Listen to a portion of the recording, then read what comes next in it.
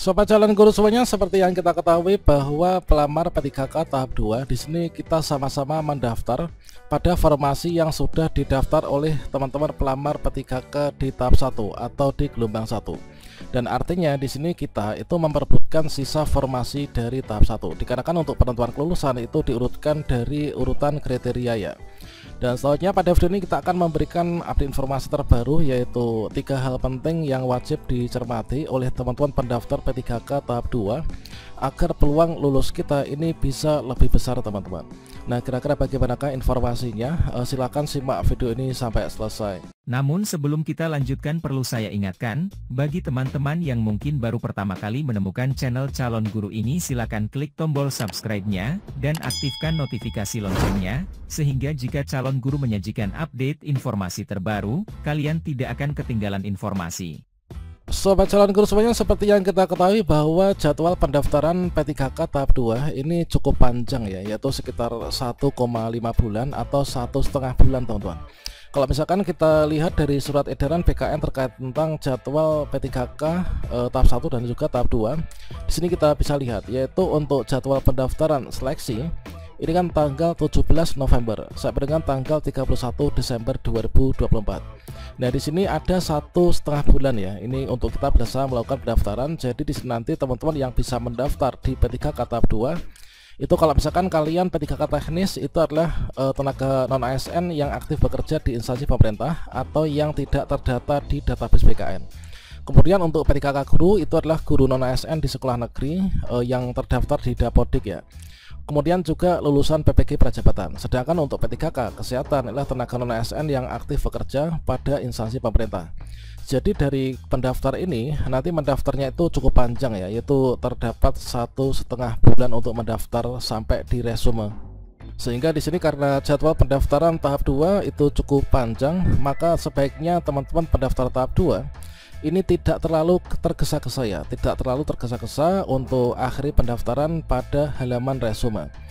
Dikarenakan apa? Supaya kita tuh tidak TMS teman-teman. Nah, kalau misalkan kita berkaca pada teman-teman pendaftar P3K tahap 1 kemarin, di sini untuk yang P3K guru ya, ini ada 9.332 yang TMS. Ini adalah ketika pendaftaran sudah ditutup.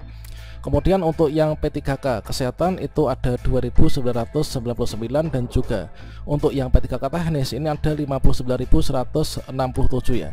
Sehingga totalnya dari statistik data pelamar P3K tahap 1 sesuai dengan data yang dipublikasikan oleh BKN itu yang TMS ada 71.498. Ini sudah belum dikurangi teman-teman yang pengajuan sanggahnya ini sudah disetujui. Nah, sehingga untuk teman-teman pendaftar tahap 2 ini waktu pendaftaran cukup panjang. Ini silahkan teman-teman dicermati betul-betul ya, baik itu dari persyaratan yaitu yang tentunya mengacu pada instansi kita masing-masing. Teman-teman itu mendaftarnya di instansi mana, maka surat pernyataan, surat lamaran dan format lainnya itu mengacu pada formasi instansi yang didaftar ya. Nah itu, jadi di sini waktu yang cukup panjang kita manfaatkan untuk melakukan pendaftaran semaksimal mungkin teman-teman. Jangan sampai TMS ya. Selanjutnya teman-teman untuk pelamar tahap 2 atau peserta P3K tahap 2 itu kan kita tuh memperebutkan sisa formasi dari tahap 1. Mengapa demikian? Dikarenakan untuk ketentuan pelulusan itu nanti adalah diurutkan dari pelamar tahap 1 dulu, mulai dari pelamar prioritas, kemudian untuk THK 2 dan juga non ASN di database BKN. Sehingga sisanya itu nanti untuk teman-teman yang tidak terdata di database BKN. Sesuai yang kita kutip dari jpnn.com, yaitu ingat ya, pelamar P3K tahap 2 ini berebut sisa formasi honorer non database BKN ini harus cermat teman-teman. Nah, seperti yang kita kutip dari Jakarta, yaitu para honorer non database BKN dan juga lulusan pendidikan profesi guru harus cermat melakukan pendaftaran P3K di tahap 2. Pasalnya, para pelamar P3K tahap 2 itu juga memperebutkan formasi yang disediakan pada seleksi tahap 1. Dan sesuai dengan jadwal yang sudah ditetapkan, pengumuman hasil kelulusan seleksi P3K tahap 1 itu kan dilakukan tanggal 24 sampai dengan 31 Desember tahun 2024 teman-teman. Nah, sementara untuk pendaftaran P3K tahap 2 itu 17 November sampai dengan 31 Desember 2024. Nah, sehingga dalam rentang waktu ini artinya untuk pengumuman kelulusan atau pengumuman hasil seleksi untuk yang P3K tahap 1 ini kita bisa jadikan acuan untuk pendaftaran tahap 2.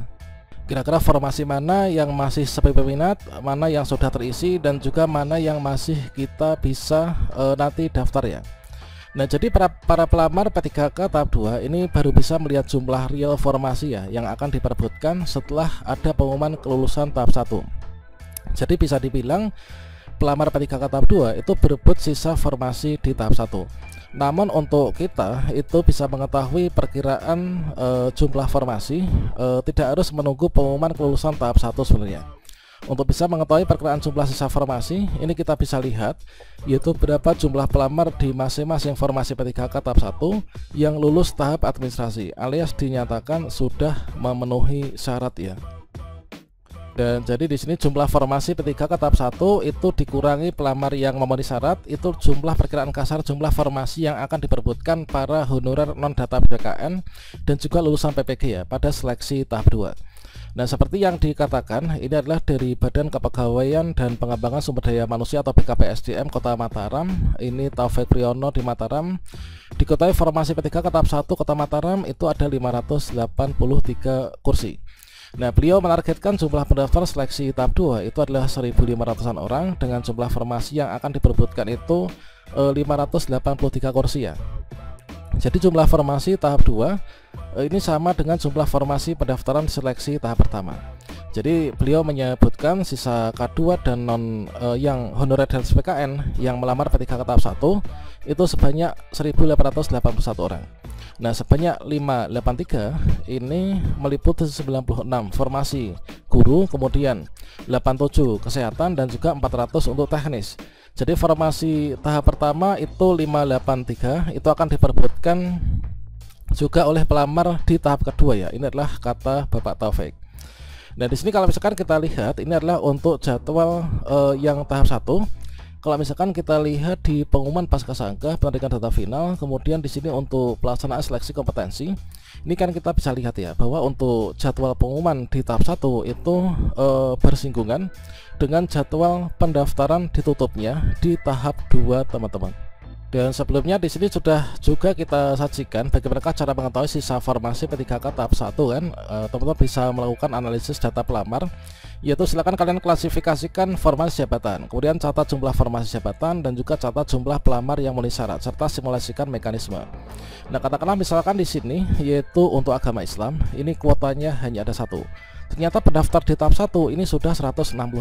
Nah, jadi di sini meskipun nanti teman-teman pendaftar tahap 2 bisa melakukan pendaftaran, ya otomatis nanti kita sudah nggak ada ya formasi yang diperebutkan karena kuotanya hanya 1. Kemudian yang di tahap 1 saja ini sudah 166. Nah, mungkin peluang yang lebih besar itu bisa di sini ya. Contohnya yaitu untuk yang seni budaya. Seni budaya di sini kuotanya ada 6, pendaftar tahap 1 ini ada 2, sehingga di sini masih ada 4 sisa formasi untuk bisa diperebutkan oleh teman-teman yang pendaftar di tahap 2 teman-teman. Nah, tentunya di sini urutan penentu lulusan ini adalah didasarkan dari mekanisme seleksi, yaitu didahulukan untuk peserta yang di tahap 1 mulai dari pelamar prioritas yaitu THK 2, kemudian non ASN, kemudian lulusan PPG dan juga guru swasta. Dilanjutkan STHK 2, guru non ASN di database BKN dan juga dilanjutkan untuk pelamar P3K tahap 2 yaitu guru sekolah negeri dan juga lulusan PPG. Jadi misalkan di sini kita ambil saja contoh untuk yang PJOK. Nah, PJOK di sini kan misalkan jumlah kuota 30 ya. Pendaftarnya ada 10. Ini untuk yang di tahap 1. Nah, sehingga di sini nanti masih ada sisa formasi yaitu untuk di tahap 2 ya. Nah, di sini masih ada 20 formasi yang diperebutkan untuk teman-teman pelamar di tahap 2.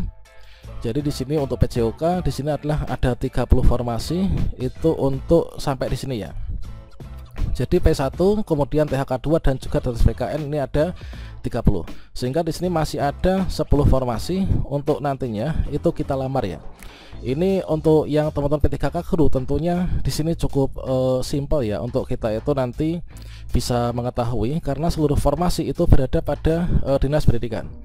Beda lagi kalau misalkan teman-teman yang pelamar P3K teknis, dikarenakan di sini untuk alokasi P3K dan unit penempatan itu langsung spesifik pada instansi dan juga unit kerja. Maka di sini kalau misalkan jumlah pelamarnya itu banyak dan bertumpuk pada salah satu titik unit penempatan, itu nanti ya kita harus ikut seleksi dan juga nanti akan diurutkan ya, mulai dari pengkategorian pelamar prioritas dilanjutkan dengan perankingan nilai yang didapatkan. Dan sehingga di sini kalau misalkan kita boleh simpulkan dari pembahasan kita, ini adalah hal penting yang perlu teman-teman perhatikan dan cermati di pendaftaran P3K tahap 2. Di antaranya yang pertama, bahwasanya untuk jadwal pendaftaran tahap 2 itu kan cukup panjang ya. Jadi teman-teman silahkan dimaksimalkan potensinya untuk nanti supaya bisa lulus seleksi administrasi. Teman-teman bisa membaca berulang kali dari pengumuman pendaftaran di instansinya, kemudian mengunduh format surat-surat yang ada di instansinya. Kemudian pembuatan e-materai ini jangan sampai digunakan ulang ya. Nah, jadi teman-teman silahkan dicermati betul, jangan sampai kita itu TMS ya. Waktu yang cukup panjang ini kita bisa gunakan berulang kali untuk meneliti ulang ya. Yang kedua yaitu pengumuman kelulusan tahap 1 kan bersinggungan dengan penutupan pendaftaran P3K tahap 2. Jadi untuk penentuan keputusan kita resume itu nanti kita bisa lihat ya. Kalau misalkan di sini penutupan pendaftaran kan tanggal 31, bisa jadi kita itu resume itu di tanggal 28 atau 27 setelah kita mengetahui ternyata di instansi kita itu untuk formasi sisanya tuh masih banyak yang mana. Nah, tentunya kita pilih yang linear ya, dengan pengalaman kerja dan juga bidang yang relevan ya dengan tugas kita sehari-hari. Yang ketiga tentunya di sini nanti setelah kita melakukan analisis, yaitu semakin banyak sisa formasi maka nanti semakin besar untuk peluang lulus kita ya. Kalau misalkan pesaing kita itu sesama pelamar tahap 2 itu kan nggak masalah ya. Karena apa? Karena nanti untuk penentuan kelulusan itu kan didasarkan dari hasil CAT BKN ya, yaitu meskipun nggak ada passing grade nanti akan di ranking berdasarkan dari urutan nilai yang tertinggi. Nah, beda lagi kalau misalkan sisa formasi tahap 2 sudah nggak ada, itu kan sama saja kita memperolehkan formasi yang sudah kosong ya, atau sudah nggak ada. Karena untuk penempatan itu kan didahulukan untuk yang pelamar di tahap 1. Mungkin cukup itu, semoga bermanfaat dan semoga saja teman-teman subscriber channel Calon Guru lulus seleksi P3K tahun 2024 semua ya.